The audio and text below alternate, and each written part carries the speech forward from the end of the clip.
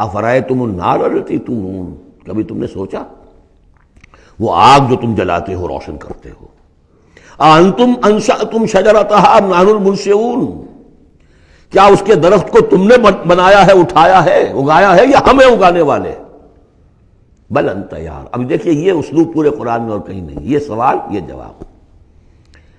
افرأیتم النار التی تورون انتم انشأتم شجرتها ام نحن المنشئون نحن جعلناها تذکرۃ ومتاعا للمقوین، ہم نے بنا دیا اس کو ایک نشانی یاد دلانے کو، اور جنگل والے اور مسافروں کے لیے ایک بہت بڑی متاع، یعنی وہی درخت جیسا کہ میں نے پہلے عرض کیا تھا کہ بعض صحراؤں میں ایسے درخت ہوتے ہیں کہ جن کو رگڑنے سے جن کی شاخوں کو آگ پیدا ہو جاتی ہے۔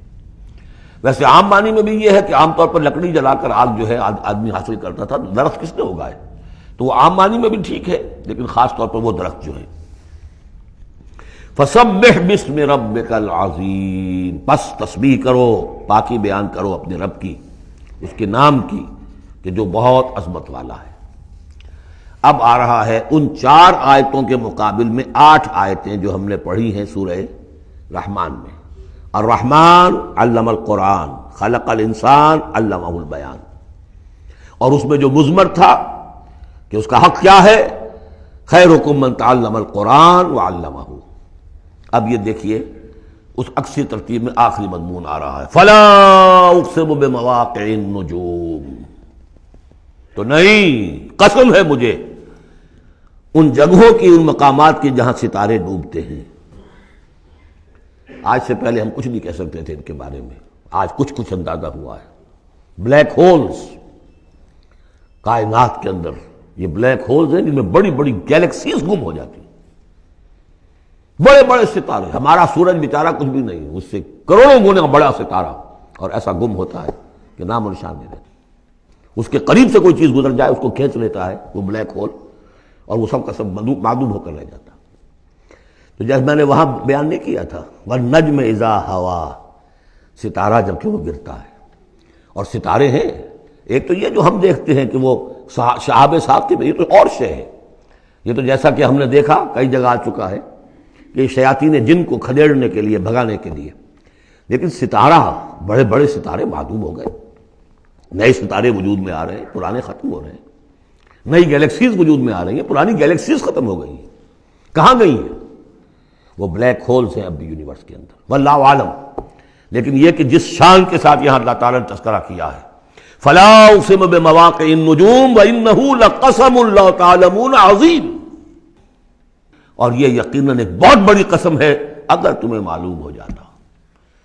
ظاہر بات ہے کہ آج اگر کچھ معلوم ہو رہا ہے تھوڑا سا، تو 1400 برس پہلے تو کچھ پتہ نہیں تھا ستارہ کہاں ڈوبتا ہے، کہاں جاتا ہے۔ وہ تو شہاب ثاقب ہی کو سمجھا ہوگا اس آیت کا بھی مفہوم۔ تو اصل بات کیا، قرآن مجید کا ٹیکسٹ، اس کا جو مفہوم آج سے 1000 سال پہلے سمجھا گیا وہ ہم پر بائنڈنگ نہیں ہے۔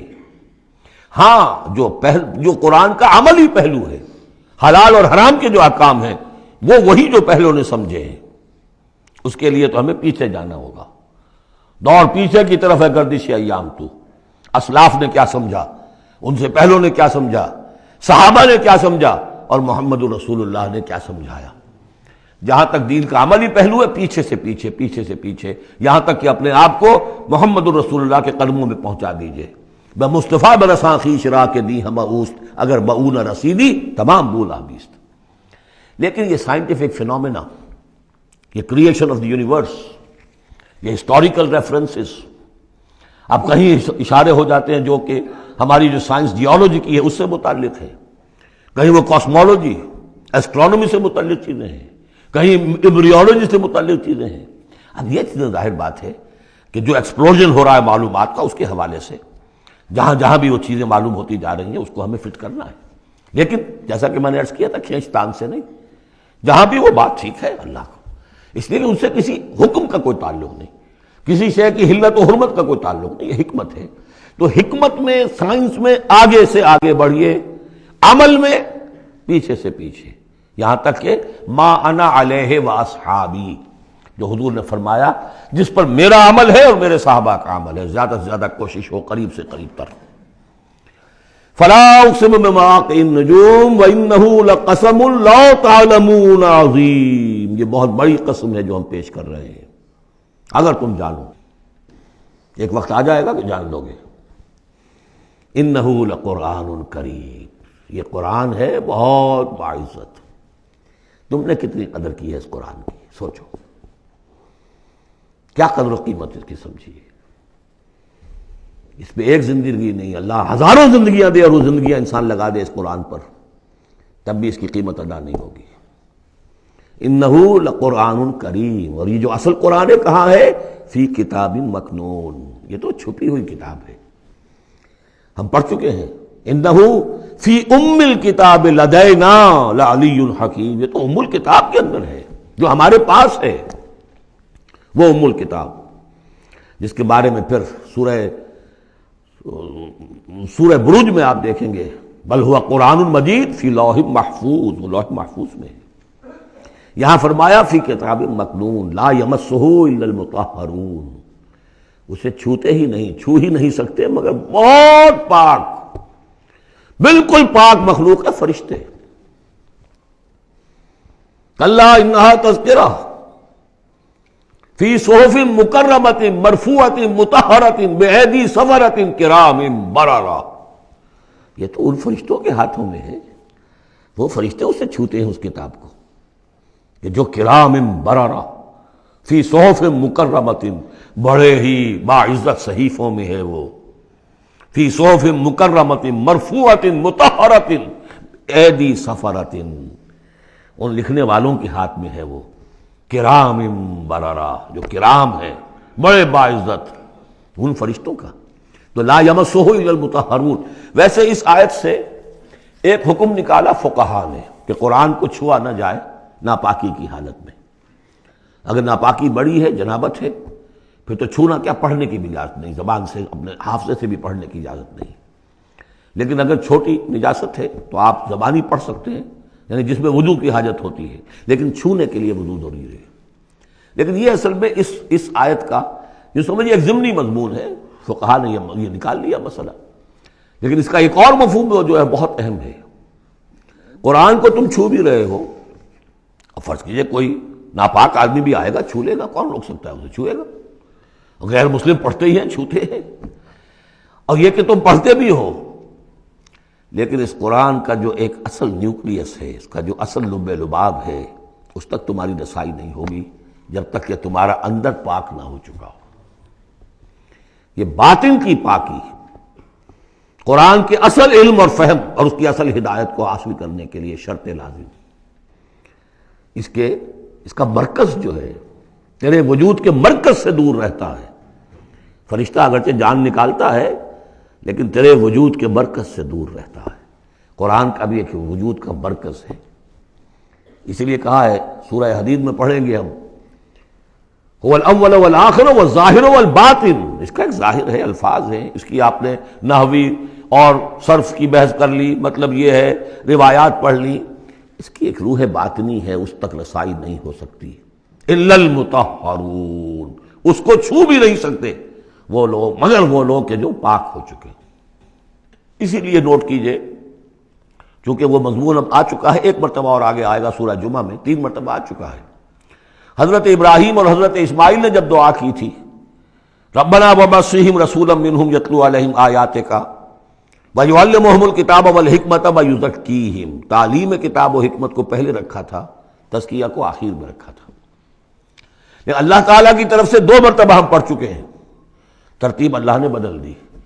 کما ارسلنا فیکم رسولا منکم یتلو علیکم آیاتنا ویزکیکم ویعلمکم الکتاب والحکمہ، تزکیہ پہلے، تعلیم کتاب و حکمت بعد میں۔ پھر سورہ آل عمران میں آیا لقد من اللہ علی المؤمنین اذ بعث فیہم رسولا من انفسہم یتلو علیہم آیاتہ ویزکیہم ویعلمہم الکتاب والحکمہ۔ تیسری مرتبہ پھر یہ آیت آئے گی سورہ جمعہ میں، هو الذی بعث فی الامیین رسولا منہم یتلو علیہم آیاتہ ویزکیہم ویعلمہم الکتاب والحکمہ۔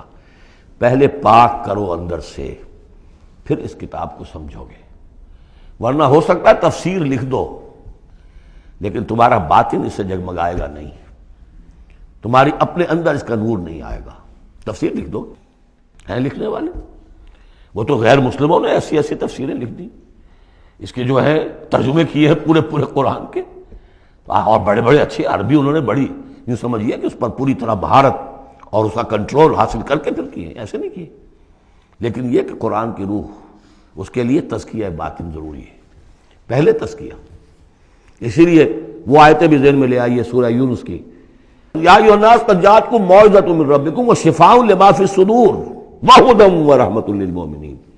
پہلے یہ سینے کے اندر جو روگ ہیں، تکبر ہے، حب مال ہے، حب جاہ ہے، شہرت کی طلب ہے، اختیار اور اقتدار کی طلب ہے، یہ اگر اندر ہے، یہ خباثتیں بھری ہوئی ہیں، تو اس قرآن کا جو اصل فہم ہے وہ تم پر کبھی منکشف نہیں ہوگا۔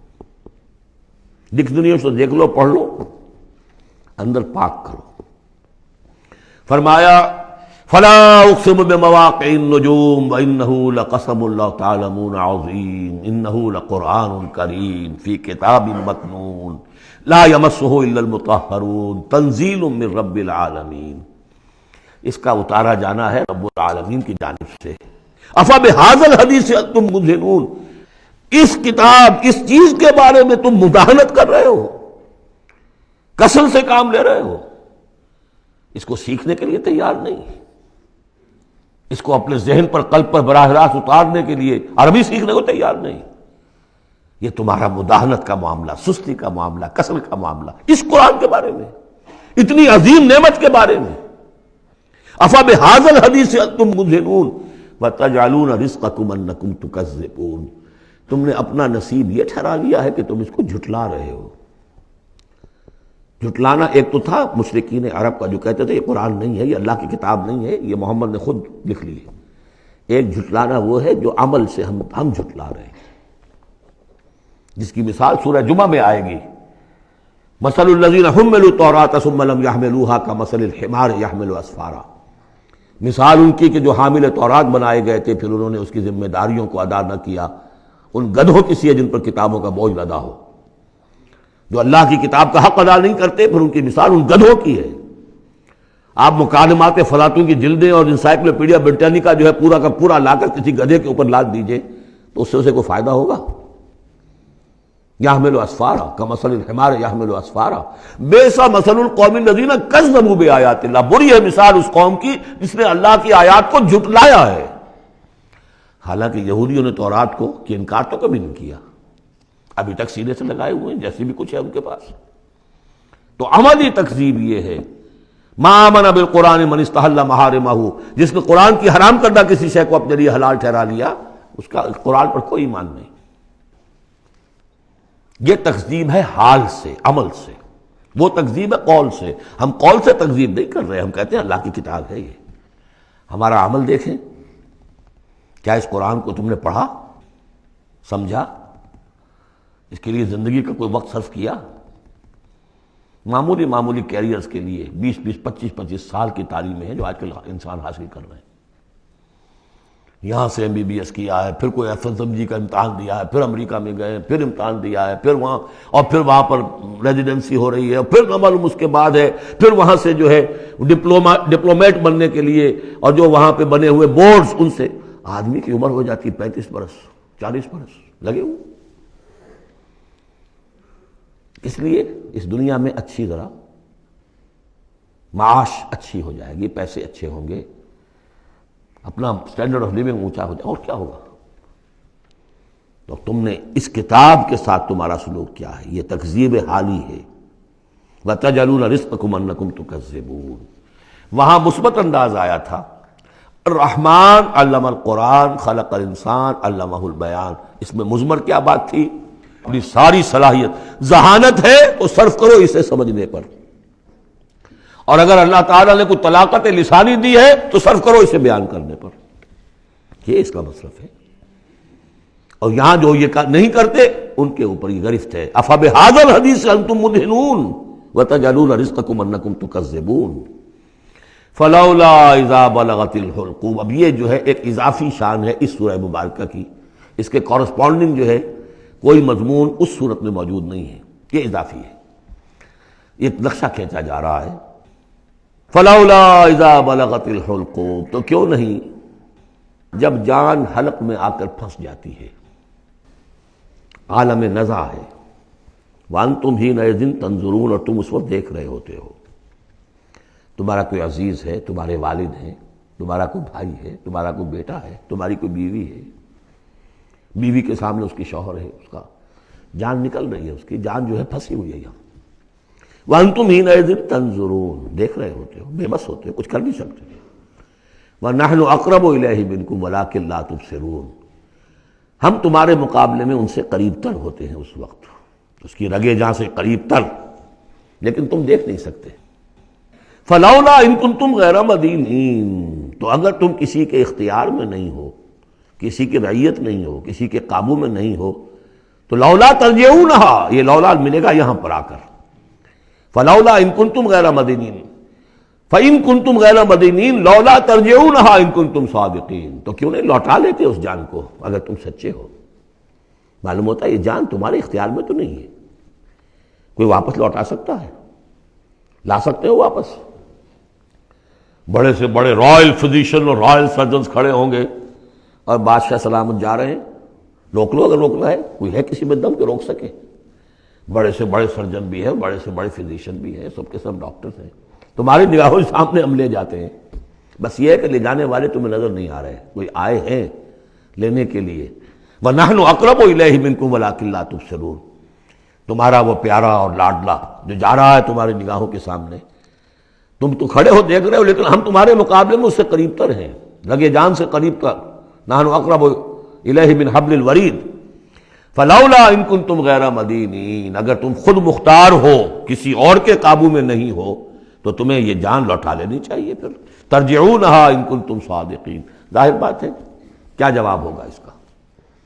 اب اس کے بعد وہی تین جو گروہ شروع میں آئے تھے ان کا آخری انجام، فَأَمَّا إِن كَانَ مِنَ الْمُقَرَّبِينَ، تو جس کی ہم یہ روح لے کر جا رہے ہیں، اگر تو وہ مقربین میں سے تھا، ہمارا نیک بندہ تھا، سابقون میں سے تھا، آگے بڑھتا تھا، فاستبقوا الخیرات، نیکیوں میں بھلائیوں میں آگے نکلتا تھا، انفاق مال بذل نفس میں اور سب سے آگے نکلتا تھا، ان کان من المقربین فراح وریحان وجنت نعیم، اس کے لیے تو پھر راحت ہی راحت ہے، خوشبی ہوئی خوشبی ہے، اور جنت نعیم، اور جنت نعیم اور باغ ہے نعمتوں والے۔ وَأَمَّا إِن كَانَ مِنْ أَصْحَابِ الْيَمِينَ، اور اگر وہ اصحاب الیمین میں تھا، نیک تھا، بھلا تھا، ہمارے دین کے لیے خدمت وہ بھی کر رہا تھا، اگرچہ وہ سابقون الاولون جیسے نہیں، ان سے کمتر درجے میں، لیکن اصحاب الیمین میں سے، فَسَلَامٌ لَكَ مِنْ أَصْحَابِ الْيَمِينَ، تو یمین والے داہنے والوں سے بھی تم پوری طرح دل اپنا مطمئن رکھو، وہ بھی بڑے آرام میں رہیں گے، عیش میں رہیں گے، اللہ تعالیٰ کے نعمتوں میں رہیں گے، جس کا ذکر پہلے تفصیل سے آ چکا ہے۔ وَأَمَّا إِن كَانَ مِنَ الْمُكَذِّبِينَ الضَّالِّينَ، اور اگر وہ تھا، اب یہاں مکذبین پہلے لے آئے ہیں، ضالین بعد میں، پہلے جہاں شروع میں بیان آیا تھا ایھا الضالون المکذبون، یہاں اب یہ کہ جھٹلانا ان کا جو ہے یہ زیادہ بڑا جرم ہے۔